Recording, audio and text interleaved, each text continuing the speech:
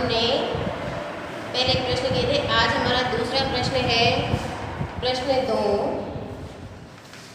लिखिए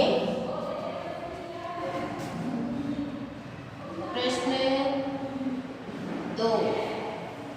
नीचे दो स्वतंत्रता आंदोलनों के वर्ष दिए गए हैं। नीचे दो स्वतंत्रता आंदोलनों के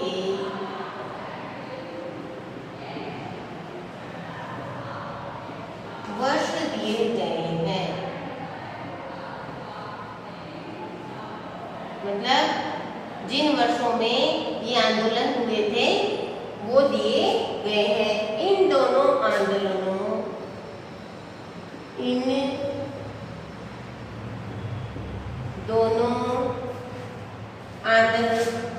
के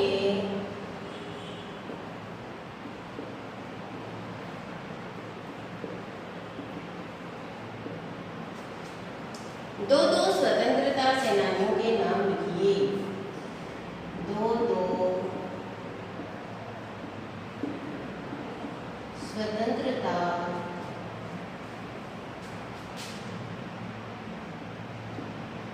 सेनानियों के नाम लिखिए।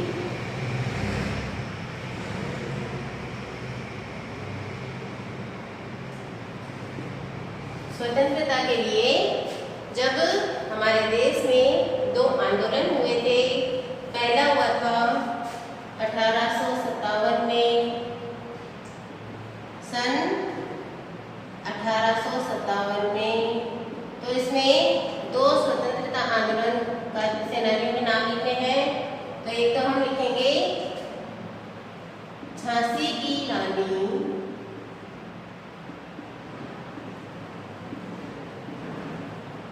लक्ष्मीबाई,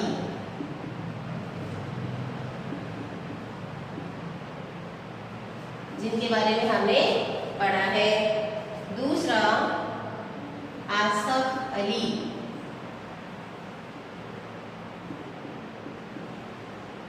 इस तरीके से ये 1857 की जो आंदोलन हुआ था उसके दो स्वतंत्रता सेनानी हैं। दूसरा हम लिख रहे हैं सन 1942 में। 1942 में जो स्वतंत्रता सेनानी थे उनमें है मोहनदास करमचंद गांधी, जिन्हें हम महात्मा गांधी के नाम से जानते हैं और पूरा देश उन्हें बापू कहकर बुलाता था और उनकी वजह से हमारा देश आजाद भी हुआ था। दूसरे थे पंडित जवाहरलाल नेहरू। पंडित जवाहरलाल नेहरू, जिन्हें बच्चे प्यार से चाचा कहकर बुलाते थे। तो इसके बाद अपने प्रश्न उत्तर यहाँ पर पूरे होते हैं और अब हमारा शुरू होता है भाषा की बात। भाषा की बात। अब देखिए भाषा की बात में निकालिए आप, पेज नंबर 21 पर है भाषा की बात। इसमें पहला प्रश्न हम पढ़ते हैं कि कई बार जब दो शब्द आपस में जुड़ते हैं तो उनके मूल रूप में परिवर्तन हो जाता है। कई बार जब दो शब्द आपस में जुड़ते हैं तो उनके मूल रूप में परिवर्तन हो जाता है। कठपुतली शब्द में इस प्रकार का सामान्य परिवर्तन हुआ है। कठपुतली, कठपुतली। यदि हम इन दोनों को अलग अलग करते हैं तो शब्द है कठ, काठ, जिसको लकड़ी बोलते हैं। लकड़ी से बनी हुई पुतली, मतलब पुतला है वो एक लकड़ी से बना हुआ पुतला, और इन दोनों को हम जोड़कर साथ में बोलते हैं तो शब्द बना कठपुतली। और कठपुतली शब्द जब काठ और पुतली दो शब्द एक साथ हुए तो शब्द बन गया कठपुतली और इससे बोलने में सरलता आ गई। इसको एक साथ बोलने में काठ और पुतली दोनों को एक साथ बोलने में कठपुतली बोलने में शब्द में और भी सरलता आ गई और उसके मूल रूप में थोड़ा परिवर्तन हो गया। काठ की जगह ये शब्द बन गया कठ। काठ की जगह ये शब्द बन गया कठ और बोलने में इसके थोड़ी सी आसानी आ गई। अब इसको हम एक साथ बोल देंगे कठपुतली। तो इसी तरीके से नीचे कुछ शब्द दिए हैं जिनसे हमें शब्द बनाने हैं।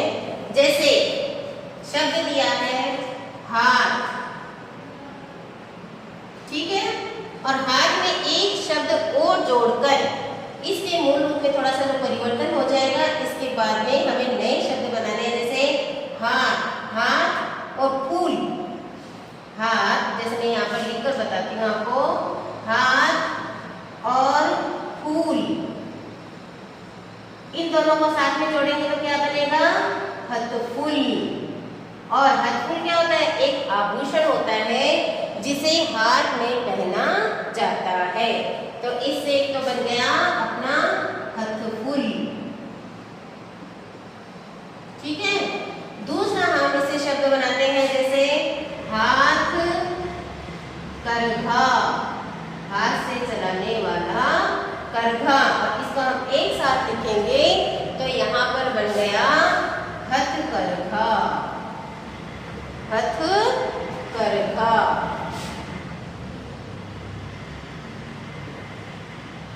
इसी तरीके से दूसरा हमें शब्द दिया है सोना। सोना शब्द में एक शब्द और जोड़कर इसका एक नया शब्द बनाना है। तो इसको जैसे हम लिखेंगे सोनपरी, सोनपरी। और दूसरा शब्द होगा इसका सोनजूही। तीसरा शब्द आपको मिला है मिट्टी।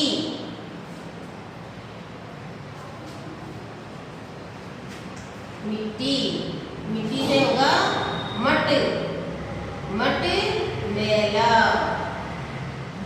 मट मैला। और एक शब्द इसका और है मटकोर। इस तरीके से हमें इनसे नए शब्द बनाने हैं।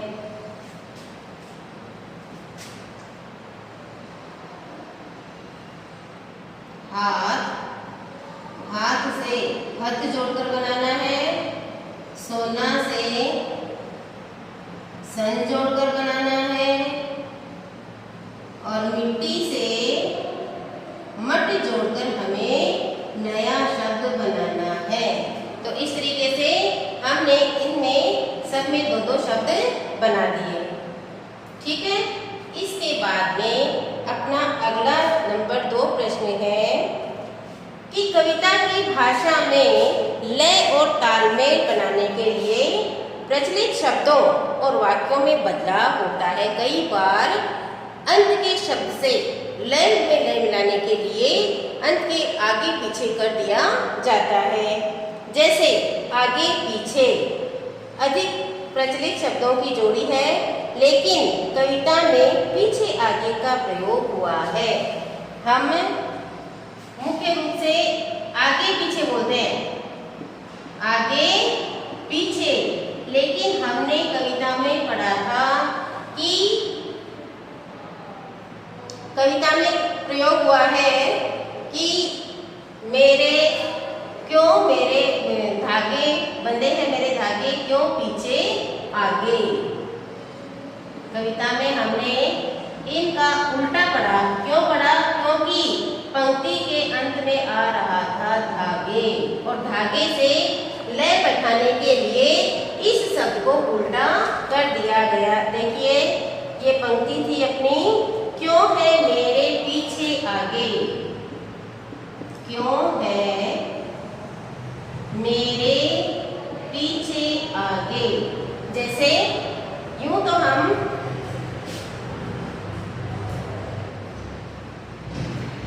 हम शब्द यूज करते हैं, बोलते हैं आगे पीछे, कि आगे पीछे मत देखो, आगे पीछे मत भागो, है ना। लेकिन कविता में इस लाइन को, इस पंक्ति को पूरा करने के लिए इस शब्द, यहाँ जो धागे हैं ये आ रहा था दूसरी पंक्ति में, इसलिए पीछे आगे पीछे की जगह लिख दिया पीछे आगे। तो इसी तरीके से इनको कविता में लय बैठाने के लिए उनको उल्टा कर दिया गया। अब नीचे कुछ शब्द दिए गए हैं, यहाँ आगे का बोली ये धागे ध्वनि का तालमेल है। इस प्रकार के शब्दों की जोड़ियों में आप भी परिवर्तन कीजिए और परिवर्तन करके हमें पुनः लिखना है। तो मैं परिवर्तन करके यहाँ नीचे लिख देती हूँ। जैसे पहला परिवर्तन करना है हमें, दुबला पतला, दुबला, ये प्रश्न 2 है, ठीक है। और ये प्रश्न 1 था, दुबला पतला, जबकि इसको हम लिखेंगे तो आएगा पतला दुबला, पतला दुबला। इसी तरीके से दूसरा शब्द है इधर उधर, इधर उधर, इसको हम ऊंचा लिखेंगे तो आएगा उधर इधर।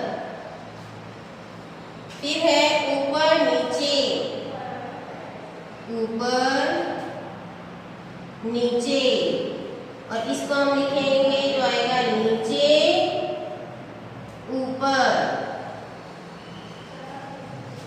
फिर है दाएं बाएं, दाएं बाएं, इसको लिखेंगे तो आएगा बाएं दाएं, मतलब इनको उल्टा करके लिख देना है। फिर है गोरा काला, ये मैं यहाँ लिख देती हूँ, गोरा काला, तो इसका क्या बनेगा, काला गोरा। फिर इसी तरीके से लास्ट का है लाल पीला, और इसको हम लिखेंगे तो आएगा पीला लाल। इस तरीके से हमारा ये भाषा की बात का दूसरा प्रश्न भी पूरा होता है। अब आपको सुंदर सुंदर राइटिंग में भाषा की 2 ये प्रश्न जो है ये आपको अपनी बुक में से लिखने हैं और उत्तर मैंने यहाँ आपके सामने लिख दिए हैं। तो इस तरीके से यहाँ हमारा चौथा पाठ पूरा होता है और इसके बाद में हम आगे से नया पाठ शुरू करेंगे। तो ये आपको होमवर्क के रूप में ये काम करना है और पाठ 4 यहाँ पर अपना पूरा हो जाता है। कल हम पाठ 5 पढ़ेंगे।